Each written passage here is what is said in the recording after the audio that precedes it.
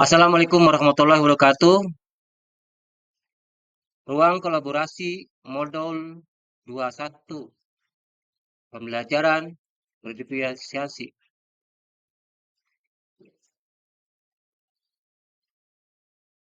Terima kasih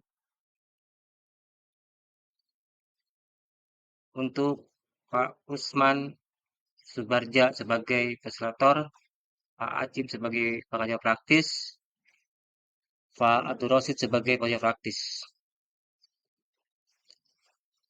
Kami dari kelompok SD terdiri dari 5 orang, Halis Perdana saya sendiri, Enjang Jamaluddin, Romsin, Mumut, Mutmainah, Ibu Ria Puspitasari. Tujuan pembelajaran mendiskusikan kebutuhan belajar yang diakomodasi minat kesiapan belajar atau profil belajar. Mendiskusikan strategi diferensiasi yang digunakan guru dengan tepat, diferensiasi konten, proses, produk. Mendiskusikan strategi penilaian formatif yang digunakan oleh guru. Analisis kasus, implementasi pembelajaran berdiferensiasi. Situasi SD.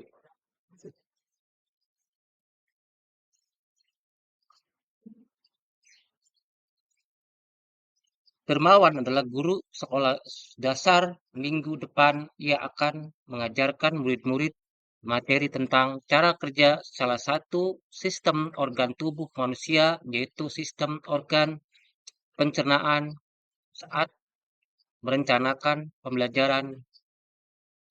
Pak Dermawan mempersiapkan beberapa sumber belajar yang menurutnya akan membantu murid-murid belajar sesuai dengan kebutuhannya.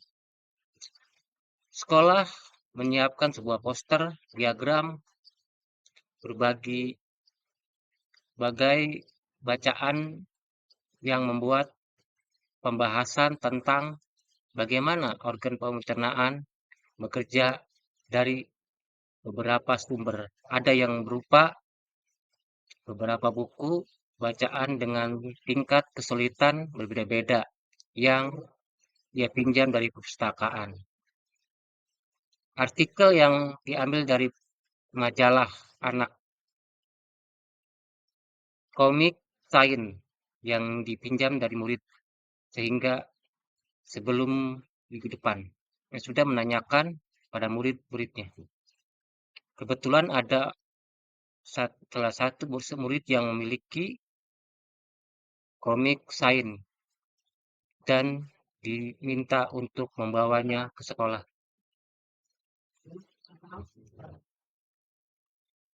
Di kelas Pak Dermawan tidak ada komputer, tetapi Pak Dermawan tetap mencoba mengunduh tentang bagaimana organ pencernaan bekerja.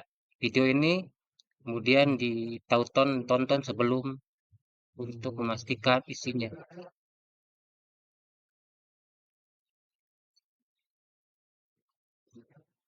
Pak Dermawan selalu mempersiapkan daftar kegiatan lengkap dengan instrukturnya, misalnya membaca buku atau artikel, komik, dan lain-lain. Mengamati poster diagram, mewawancarai petugas UKS, menjawab kartu pertanyaan aktivitas-aktivitas tersebut walaupun berbeda-beda. Pak Dermawan siap mengajar. Di awal pembelajaran, Pak Dermawan memberikan penjelasan kepada semua murid yang ada di kelasnya tentang tujuan pembelajaran dan konsep kunci yang ingin anak-anak kuasai lewat proses tanya jawab dan contoh-contoh. Ia juga memastikan bahwa murid-murid memahami apa yang dimaksud dengan sistem. Setelah ia meminta murid-muridnya mulai bekerja dalam kelompok untuk mengambil atau menugaskan, kali ini Pak Dermawan telah mengelompokkan murid berdasarkan tingkat kemampuan murid membaca. Hal ini tersebut tugas pertama yang harus dilakukan oleh setiap kelompok adalah membaca materi bacaan terlebih dahulu. Pak Dermawan menyesuaikan teks yang dibaca setiap kelompok dengan kemampuan membaca mereka. Pak Dermawan menjelaskan pada murid-muridnya bahwa dalam 1 minggu tersebut setiap kelompok akan mendapat target untuk menyelesaikan kegiatan yang telah disiapkan oleh Pak Dermawan tersebut. Keputusan tentang kegiatan mana yang ingin dilakukan oleh yang lebih dulu diserahkan sepenuhnya kepada murid. Yang jelas, mereka memberikan kesempatan melakukan kegiatan-kegiatan tersebut pada saat jam pelajaran IPA di minggu tersebut.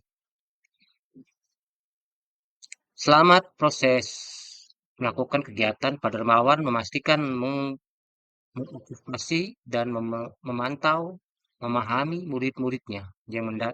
Ia mendatangi setiap kelompok, mengajukan pertanyaan, memberikan pertanyaan lanjutan kepada murid-murid yang memerlukan bantuan atau perlu diberikan tantangan lebih. Ia misalnya memahami konsep-konsep kunci yang bukan kosakata-kata yang sederhana yang kemudian display di kelas.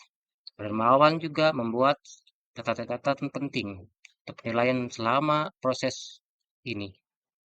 Setiap jawaban murid, pertanyaan-pertanyaan murid, ia perhatikan, ia gunakan informasi ini untuk menyesuaikan tingkat bantu atau bantuan yang ia berikan pada murid. Selanjutnya, pertanyaannya, dari skenario pembelajaran yang telah ditelaah, apakah kebutuhan belajar murid yang berusaha dipenuhi oleh guru tersebut? Bagaimana cara guru tersebut menentukan kebutuhan belajar murid? Strategi pembelajaran bersiasati apa yang digunakan? Bagaimana guru tersebut melakukan penilaian? Kebutuhan belajar yang berusaha dipenuhi oleh guru tersebut adalah kesiapan belajar, minat belajar, profil pelajar murid. Kebutuhan belajar berusaha dipenuhi oleh guru tersebut adalah jawaban pertanyaan, minat belajar. Proses pembelajaran disesuaikan dengan minat dan bakat murid. Kesiapan belajar. Belajar dalam cerita kasus yang dianalisis. Pak Dermawan tidak melakukan asesmen awal karena asesmen awal ini dilakukan pada pembelajaran sebelumnya. Profil belajar murid. Mengelompokkan dan mengembangkan pembelajaran yang bervariasi melalui gaya belajar visual, audio yang berupa video, cara bekerja alat pencernaan. Bagaimana cara guru tersebut menentukan cara belajar murid? 1. Mengelompokkan siswa berdasarkan kemampuan membaca. 2. Mengobservasi, memantau, dan berkomunikasi dengan siswa. Mencatat nilai selama proses observasi. Strategi pembelajaran berdasarkan apa yang digunakan. Variasi konten, variasi proses, variasi produk. Variasi konten yaitu melalui poster, diagram, buku materi tentang pencernaan, dan lain-lain.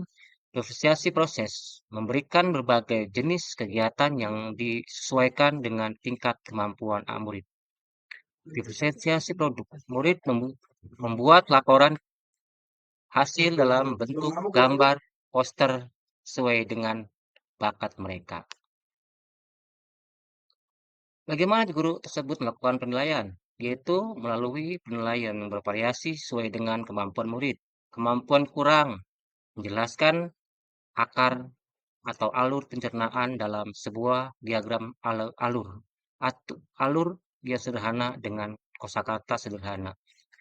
Kemampuan yang sudah membuat cerita narasi tentang alur pencernaan dengan kosakata yang lebih bervariasi. Kemampuan tingkat tinggi membuat cerita kreatif dari perspektif makanan yang menarasikan alur pencernaan. Terima kasih. Salam guru-guru hebat. Assalamualaikum warahmatullahi wabarakatuh.